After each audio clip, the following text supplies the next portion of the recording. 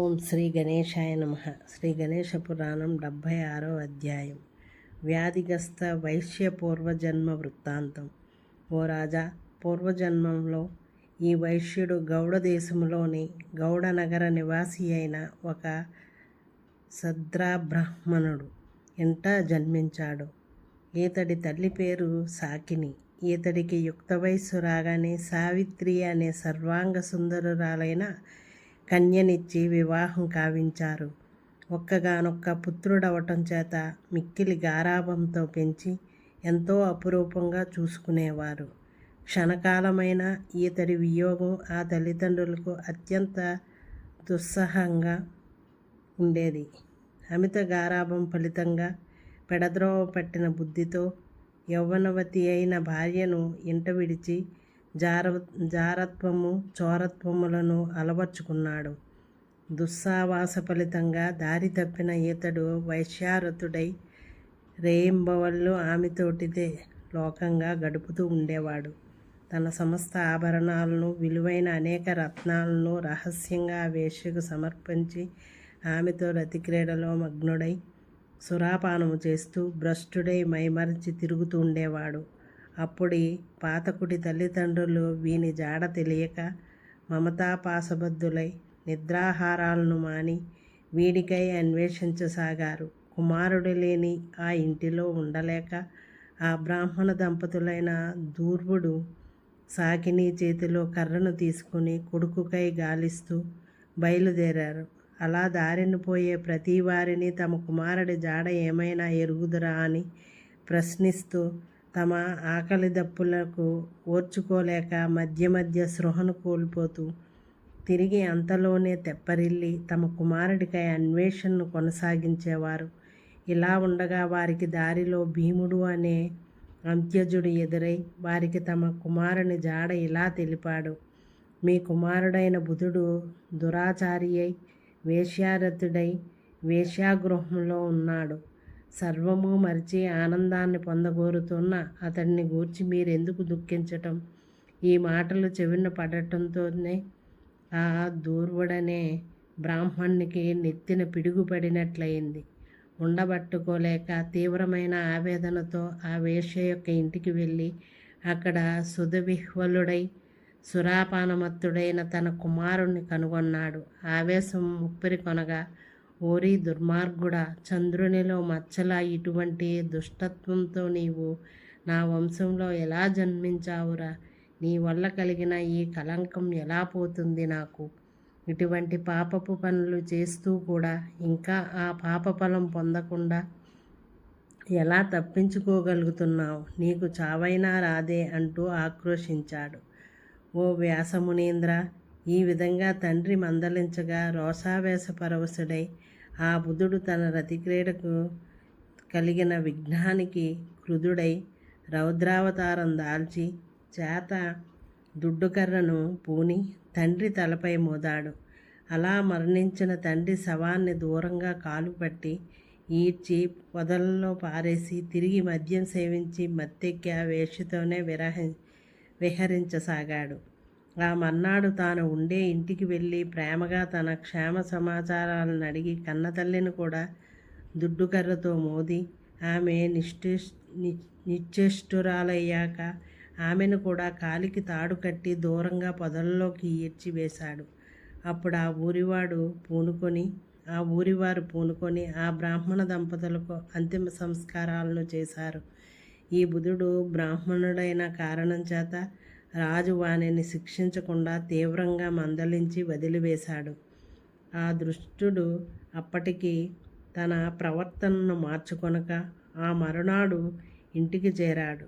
అతడి భార్య ఎంతో అనుకువతోనూ ఆదరణతోనూ దరిచేరి ఇలా హితవు చెప్పింది. నాదా, చక్కటి సద్వంశంలో పుట్టి సకల శాస్త్రాలను అధ్యయనం చేసినవాడు బహుదుర్లభమైన ఈ విప్రజన్మము ఎంతో పుణ్యఫలంగా గాని లభించదు. వివేకహీనుడైన మానవుడు పశువు కన్నా హీనం. ఇకనైనా ఈ దుష్ప్రవర్తనను విడనాడి సన్మార్గవర్గనుడివిగా మెలుగు. సదాచారి అయిన మనుజనుడికి ఇహపరాలు రెండు కరతలామలకములవుతాయి. యవ్వనంలో కార్యశూరుడైన వాడు వృద్ధాప్యంలో ప్రశాంతంగా గడపగలడు.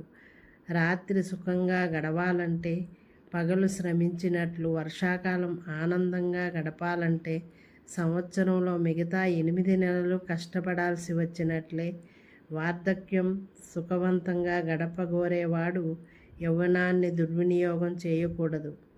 ధర్మబద్ధంగా వివాహమాడిన భార్యను సర్వాంగ సుందరినైన నేను ఇంటనుండగా నన్ను విడిచి వేశ్యారతుడివైనావని లోకులంతా నిన్ను నిందిస్తున్నారు. నీ భర్త ఇటువంటి దుష్టుడైనాడే అంటూ లోకులు నిందిస్తుంటే సిగ్గుతో చితికిపోతున్నాను. నాతో నీవు అహర్నిశలు రమించిన ఎవరూ తప్పుపట్టరు కనుక నీకు కీర్తి కలిగేలాగా, నాకు ప్రీతిపాత్రుడివయ్యేలా ఆ వేశ్యను పరిత్యజించు. ఇందుకు భిన్నంగా చరిస్తే ఇహపరాలకు నీవు దూరం అవటమే కాక అసౌఖ్యానికి, లోక నిందకు గురవుతావు.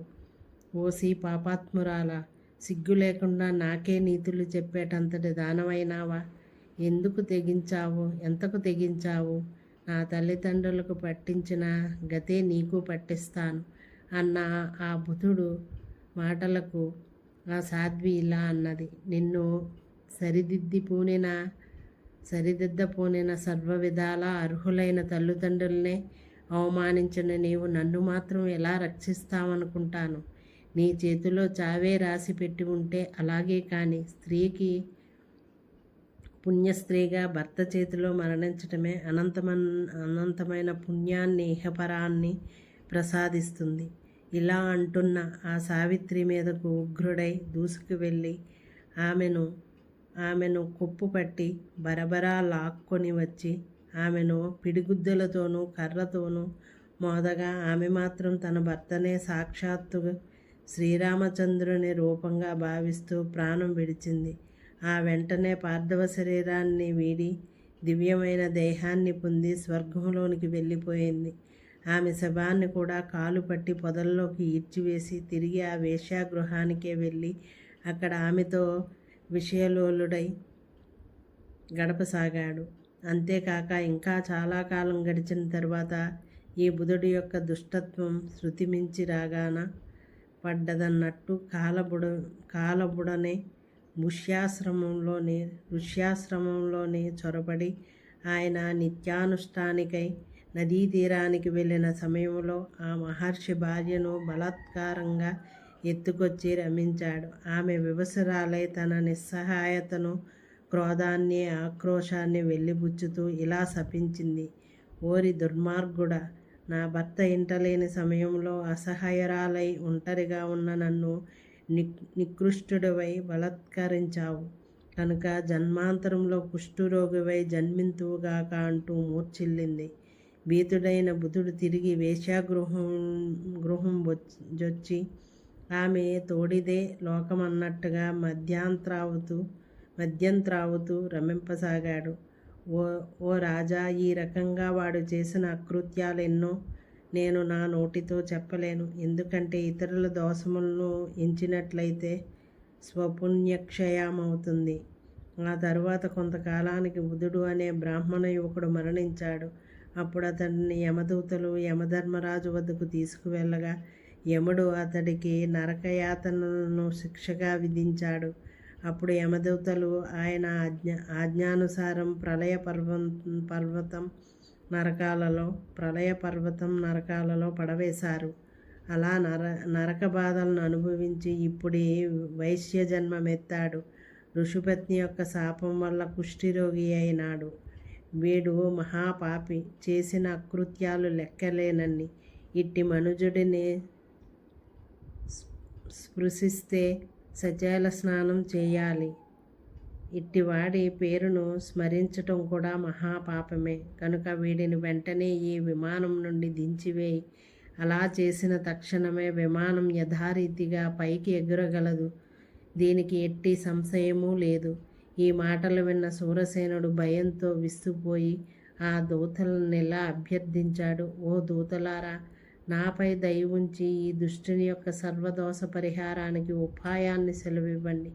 అప్పుడు ఆ గణేష దూతలు, ఓ రాజా లెమ్ము, నీ మాట తీసివేయలేకున్నాము. వాడి పాప విమోచనానికి ఒక్కటే మార్గాంతరం ఉంది. అదేమిటంటే గణేశునికి గల సుప్రసిద్ధమైన 4 అక్షరాల నామాన్ని వాడి కర్ణరంధ్రంలో జపిస్తే సూర్యోదయం అవగానే అంధకారం నశించినట్లుగా సకల పాపములు నశిస్తాయి. ఇంక వేరే ఏ ఉపాయం వలన ప్రయోజనం శూన్యం సుమా.